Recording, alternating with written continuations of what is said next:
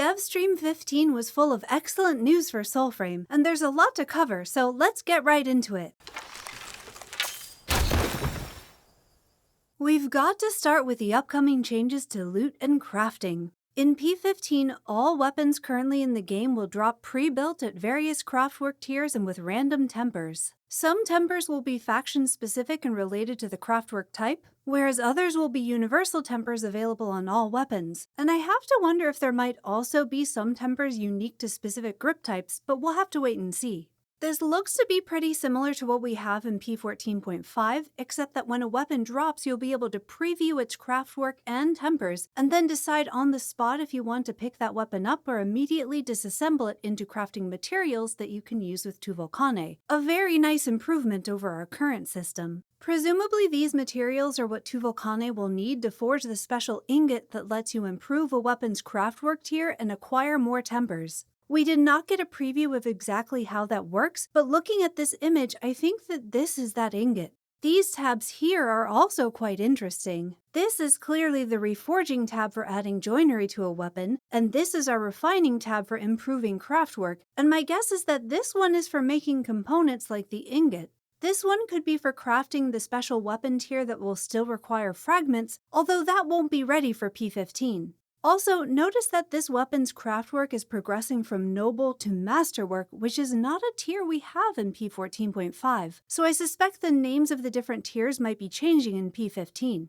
Either way, this is a huge step in the right direction for the future of loot in Soulframe, as it should make higher tier weapons more accessible to even the most casual players. Tempers, however, seem to be largely up to RNG, although purchased weapons, including Founder's weapons, will come at noble quality with a predetermined set of tempers. The tempers added through crafting as you improve a weapon will be up to chance, although this will not always be the case. Here's what Steve had to say about the future of crafting. This won't be in P15, but of course the goal is once you get your weapon into a legendary quality with Tuvalkane, you'll be able to actually take the tempers off of things that you don't want to use anymore and build your perfect, ideal weapon that you want to really double down on. So, eventually we'll be able to fine-tune our legendary weapons to have exactly the bonuses we want. I'm so glad he told us about this now, even though it's not going to be ready in P15, because I'm not a huge fan of fully random systems without some kind of pity system built in to help you out if you're unlucky with rolls. So I'm very happy to hear that this will be coming eventually, hopefully not too far behind P15.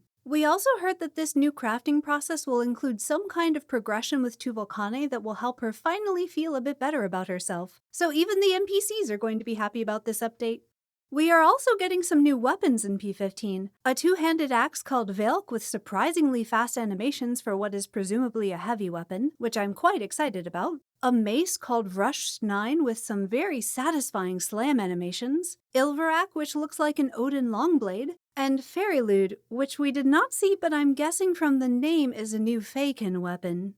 And if you want to rebalance your virtues to try out those new weapons, I have some great news for you. Virtue Liths are going away and we will be able to freely respec our builds. I love this new system and this interface. New players won't have to worry about allocating their points as they level up, and veteran players will be able to tweak their builds to get the exact point distributions they want. This is the best of both worlds and I think it's fantastic. We did not hear anything specific about UI improvements coming in P15, although it is listed in the quality of life updates, so hopefully we get some new features for inventory icons and filters. There will be some changes to the map, including new sights to see up at Bracken Bray, the northern island we can now swim to.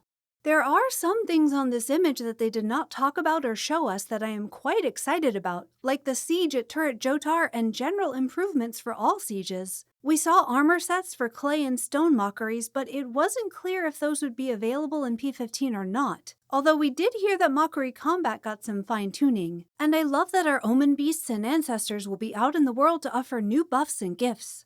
And of course, we have to talk about player trading. I am very excited to see this added to the game, especially alongside all the RNG coming with our new loot system, but there is one point of clarification that I really want to hear directly from DE. In this trading demo, I did not see any way for players to trade with arcs. This is a dev build, so it's possible that arc trading just hasn't been added yet, but I would not be surprised if arc trading is not enabled until after we've had some time to test the new trading system and DE has time to adjust drop rates according to feedback. We really don't want players risking paid currency on a system that could have some bugs to work out, so I think it's quite smart not to have arc trading available right away.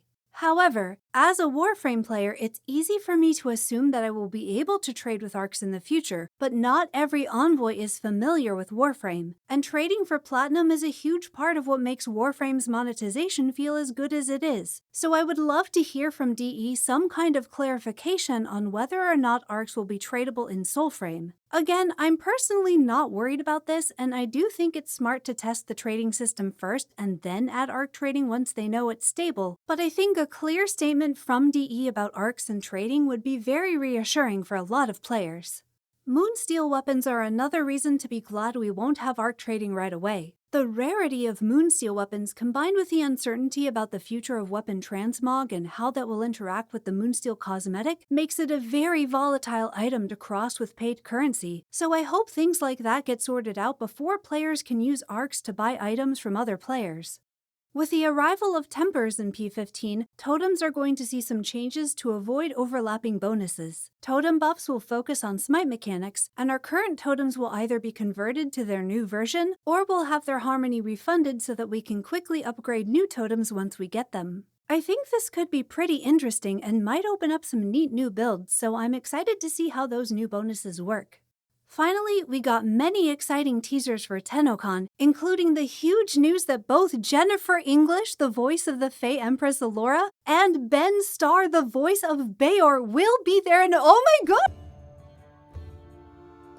I am very excited about TennoCon. Plexi Cosplay will be there bringing Verminia to life, and I will be there cosplaying as myself.